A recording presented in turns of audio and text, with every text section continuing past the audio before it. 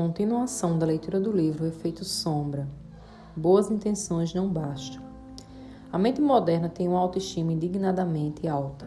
Ela é arrogante na crença de poder simplesmente decidir o que quer, depois fazer com que aconteça. No entanto, pensamos nas coisas que recaem fora de seu alcance. O fim do sofrimento desnecessário, a paz mundial, um planeta. Por que, em um mundo tão cheio de gênios, a sombra ainda espreita e causa tantos problemas? Uma das razões para que o mundo moderno continue sob o efeito da sombra é que ele falha ao reconhecer as raízes metafísicas dela. O mal é uma energia, assim como o amor. Ele surge a partir do medo, e o medo vem da ausência do amor. Tentar erradicar a escuridão só com meios materiais é lidar com o efeito e não com a causa. Você pode cortar uma verruga, mas ela crescerá de novo se a raiz não for queimada. E as raízes do mal não são materiais. Mas há uma diferença entre a energia imaterial, que é simplesmente mental, e o tipo que é espiritual. Hoje em dia, muita gente tem uma visão presunçosa do poder da intenção. Mas, na verdade, como é dito em um curso em milagres, suas boas intenções não bastam. Para os alcoólatras, simplesmente pretender não beber mais não funciona. Apenas pretender ser um cônjuge melhor não é o bastante, quando necessário é uma mudança efetiva de comportamento. No entanto, às vezes, a mudança de comportamento que se faz premente não é fácil de realizar. Uma mera intenção de melhorar pode ser sobrepujada pelo poder da sombra. A sombra pode superar nossas melhores intenções e somente o amor pode superar a sombra. O amor de Deus, e Deus é amor. Seja quando as pessoas o chamem pelo nome Deus ou simplesmente abram mão de toda resistência ao amor. E nesse caso, Deus está presente, mesmo que não seja reconhecido. O poder divino do amor é o único grande e o suficiente para banir o mal. Seja o conhecimento de que alimentar mais crenças famintas de um mundo é uma das melhores formas de eliminar futuras ameaças terroristas, ou entregando nossos defeitos de caráter para que Deus cure, pedindo que eles sejam removidos. Há uma deferência ao poder superior do amor, sem o qual não podemos superar o poder do medo. A toca da sombra não está em sua mente consciente, mas em seu subconsciente. Você não decide conscientemente tomar uma atitude tola. Você não decide conscientemente dizer algo que fará seu cônjuge odiá-lo. Você não decide conscientemente se embebedar no casamento de sua filha e estragar tudo. Foi o diabo que me fez fazer. Não é uma noção tão chula quanto parece. Boas intenções fazem o diabo rir, mas o que não faz rir é a prece, a reparação, o perdão e o amor. Essas coisas o fazem ir embora. O que levanta a questão da religião. Se a religião é um condutor para o amor divino, por que ainda há tanto mal à espreita no mundo, e mesmo em nossas classes? Como foi que uma das maiores instituições religiosas do mundo passou a abrigar pedófilos entre os padres? E a resposta, obviamente, é que algumas religiões nada têm a ver com Deus. Na verdade, a sombra, força energética oponente a Deus, adora brincar nos campos da religião. Ela adora confundir, e é definitivamente atordoante à mente, quando doutrinas ou dogmas baseados em amor, na realidade são um disfarce para a mais grosseira ausência dele. Se uma pessoa religiosa odeia, Deus não está presente. Se um ateu ama, lá está ele. Como está escrito em um curso em milagres, em relação à frase da Bíblia que diz: Deus não deve ser escarnecido, ele não será. No entanto, quando se busca o discernimento religioso, é importante não jogar fora o bebê junto com a água da banheira. A raiz em latim da palavra religião é religio, que significa prender de volta. A religião verdadeira, seja no contexto de uma instituição organizada ou uma espiritualidade mais universal, nos religa à verdade de quem somos, ao amor em nosso âmago e à compaixão que cura. A única forma de superar a sombra é nos tornarmos nosso verdadeiro self. E o que for preciso fazer para chegarmos a esse lugar é, na essência, uma experiência religiosa. Para algumas pessoas, essa é uma experiência na igreja, na sinagoga, na mesquita ou em um santuário. Para alguns, essa é uma experiência da natureza. Para outros, é a experiência de segurar o filho nos braços pela primeira vez. A questão não é o que nos leva à experiência, mas o que nos acontece ao chegarmos lá. Algo muda dentro de nós, depois de regressarmos ao âmago do nosso ser. Ainda que só por um instante, isso nos dá um gostinho do que é possível dentro de nós e ao redor. ergue-se o véu que encobre a realidade do amor, a extensão de nosso verdadeiro poder. Uma vez que estejamos realinhados com a nossa natureza essencial, teremos o poder para fazer a sombra desaparecer. Segundo um curso em milagres, milagres ocorrem naturalmente como expressões de amor. Sempre que nosso coração estiver aberto, a escuridão é repelida pela luz. Enquanto isso, seja num remédio que não inclua uma perspectiva holística, numa religião que não inclua amor, uma terapia que não inclua um poder superior, ou um relacionamento que não inclua uma dimensão sagrada, a sombra irá pairar ao redor da porta, até algum momento em que o medo apareça. Então, quando acontecer, ela penetrará por entre a escuridão e fincará uma estaca no coração do sonho de alguém. Assumir e reparar. Não importa quanto entendemos da sombra, a questão é nos livrarmos dela. Porém, para fazer isso, primeiro precisamos assumi-la. A solução para o problema da sombra, tanto no pensamento judeu quanto no cristão, é o princípio da reparação. É a ideia de que, uma vez que tenhamos reconhecido nossos pecados e os entregado a Deus como verdadeiro remorso, seremos libertados das consequências espirituais. Pecado deriva de um termo da prática de arqueiro, que significa que você errou o alvo. O significado da palavra pecado é erro. Buda descreveu a lei do karma, o que basicamente significa causa e efeito, ação, reação. O princípio da reparação significa que, em um momento de graça, o karma ruim é queimado. Reparação é um tipo de botão de reset cósmico, pelo qual os pensamentos sombrios mortais são desfeitos e substituídos pela perfeição do amor.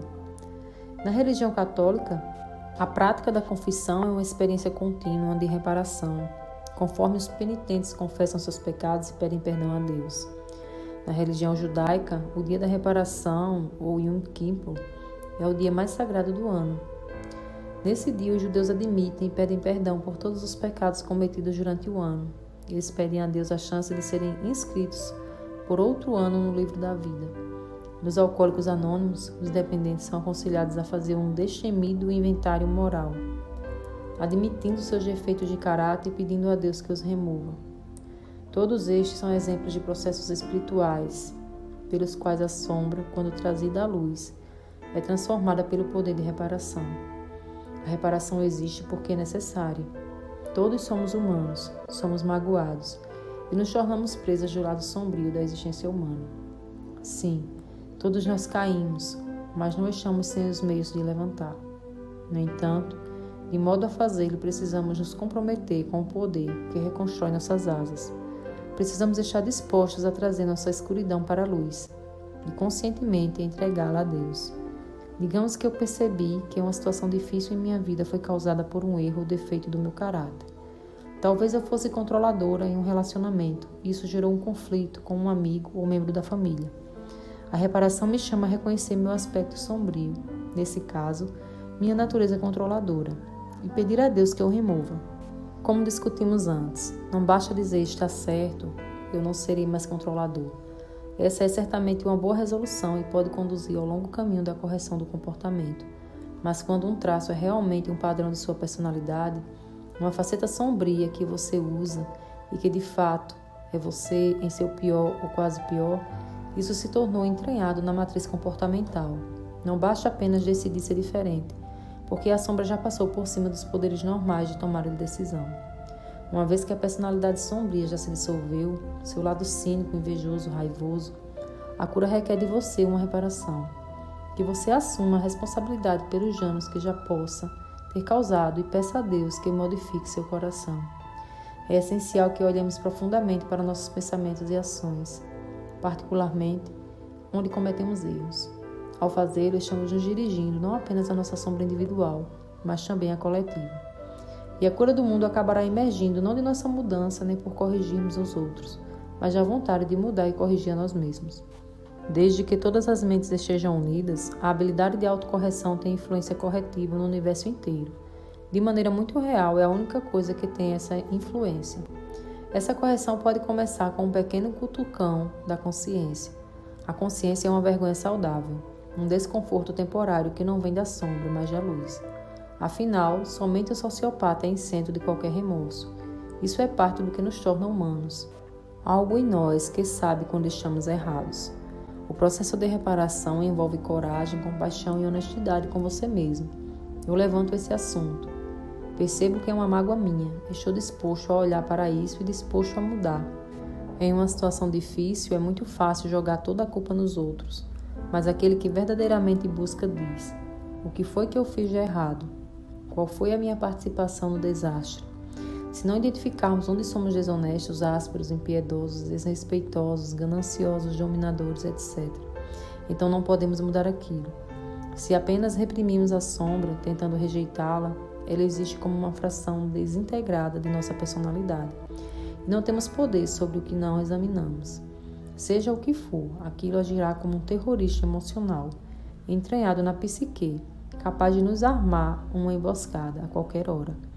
Ela se fará conhecida em uma situação ou outra, como um grito psíquico que não podemos ignorar.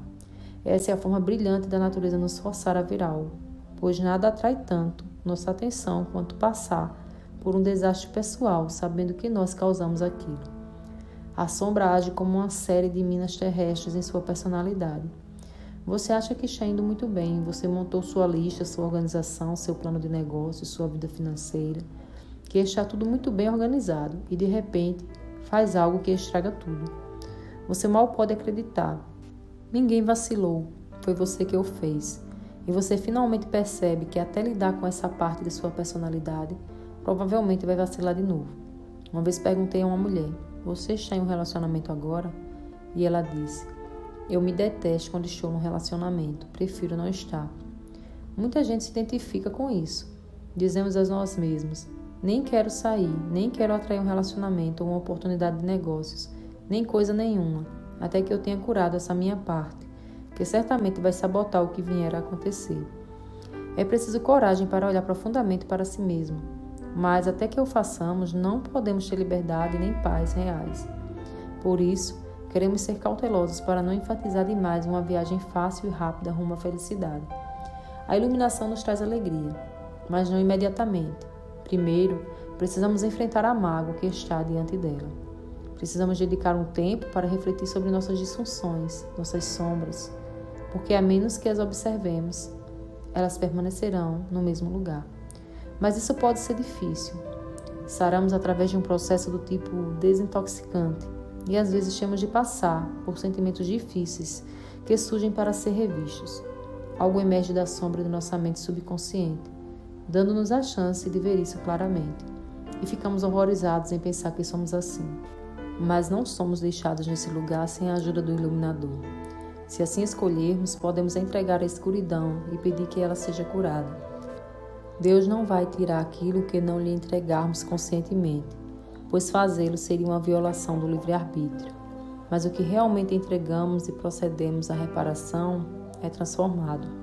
Tal trabalho interior pode ser doloroso, mas é vital e inevitável.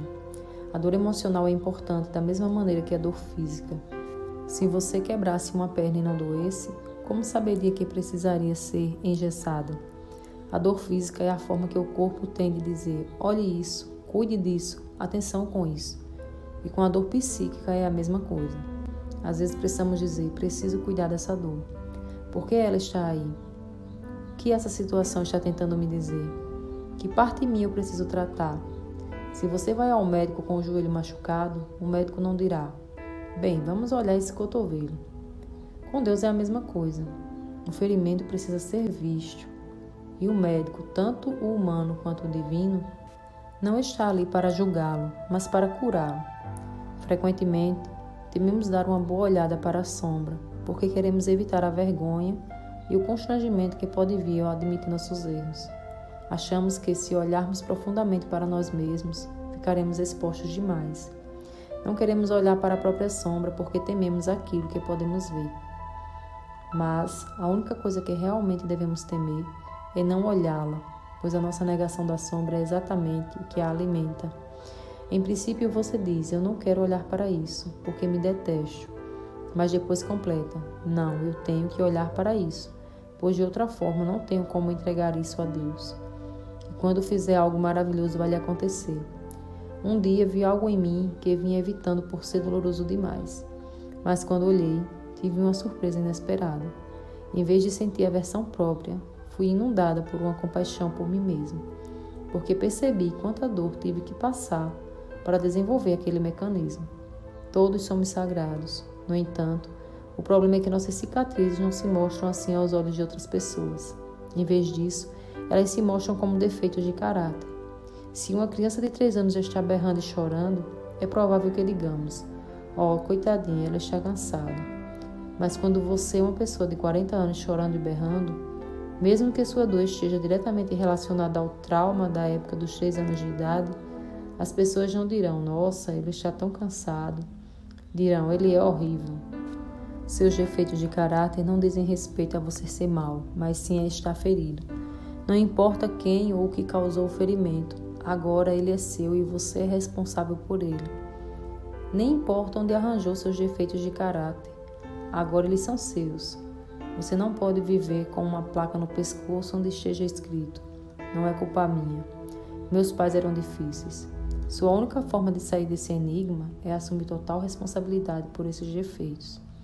Seus defeitos de caráter são a sua forma de se sabotar, um meio de ferir a si mesmo e aos outros. Por isso, você precisa encará-los. Até assumir total responsabilidade por sua experiência, você não conseguirá mudar isso. Porém, uma vez que tenha verdadeiramente olhado para si mesmo, pode comemorar e se curar. Você abriu os olhos e agora vê. Vejo que fiz isso. Admito, entendi, farei o resgate do meu erro. Estou disposto a fazer reparações. Quero fazer a coisa certa e agora rezo para me tornar uma pessoa melhor. Nos momentos em que você se expressou segundo a sua sombra, você não acordou de manhã e disse: "Acho que você é um babaca hoje." Você não entrou na reunião e pensou: "Vou dizer e fazer coisas que farão as pessoas me rejeitarem." Não, naqueles momentos você não percebeu que estava fazendo algo parecido. Você estava sob o efeito sombra. A sombra o lançou à escuridão e você ficou cego para a luz. E, portanto, sofreu. A sombra nos leva a fazer algo imbecil. Depois nos pune terrivelmente por termos sido tão tolos. A sombra não tem piedade, mas Deus tem. Inferno é o que a sombra cria aqui, e amor é o que nos liberta disso. A reparação é um aspecto do amor de Deus.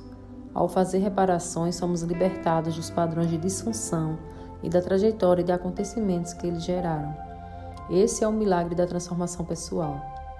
Depois de entregar a Deus as nossas decisões erradas do passado, podemos dizer que a frase de uma prece de um curso em milagres: "Não me sentirei culpado, pois o Espírito Santo irá desfazer todas as consequências de minha decisão errada, se eu deixar que Ele o faça." Uma vez que fizer a reparação com o coração sincero, você será libertado do redemoinho kármico de seu drama sombrio. Depois de assumir o que somos na sombra, podemos prosseguir na jornada de volta à luz. Não somos curados pintando nossos problemas de rosa, fingindo que eles estão ali ou colocando a culpa de tudo em outras pessoas. Saramos ao saber que qualquer sombra que esconda nossa luz está sediada na própria mente. É nossa responsabilidade admitir que ela está ali, abrir a porta para Deus e deixar que Ele faça brilhar a luz para afastá-la. Ele sempre o fez, sempre o fará.